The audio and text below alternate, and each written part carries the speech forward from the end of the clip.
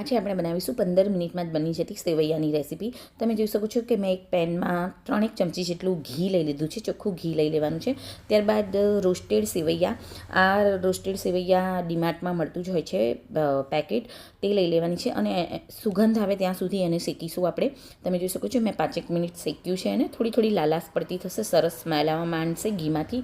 ત્યારબાદ આપણે દૂધ એડ કરીશું. દૂધ પણ મેં આશરે જ એડ કર્યું છે, જેમ કે મેં અહીંયા 1.5 ગ્લાસ જેવું દૂધ એડ કર્યું છે. તમે સેવૈયાના પ્રમાણમાં દૂધ એડ કરી દેશો. જો 1 વાડકી સેવૈયા હોય તો આઈ થિંક 3 વાડકી દૂધ તમારે જોશે. ત્યારબાદ અહીંયા મેં ખાંડ પણ એડ કરી છે. ખાંડ મેં બિલકુલ માપની એડ કરી છે, અડધી વાડકી જેટલી જ એડ કરી છે, કારણ કે બહુ સુગર સારી નહીં એટલે મેં બહુ એડ નથી કરી. ત્યારબાદ અહીંયા ઇલાયચી પાવડર, બદામની કતરણ મેં કટ કરી લીધી છે અને દ્રાક્ષ છે, તમે કાજુ પણ કટ કરી શકો છો. અને સરસ રીતના અને આવી રીતના દૂધને ઉભરો આવવા દઈશું અને ત્યારબાદ આપણે બદામની કતરણ, દ્રાક્ષ અને ઇલાયચી પાવડર એડ કરી દઈશું.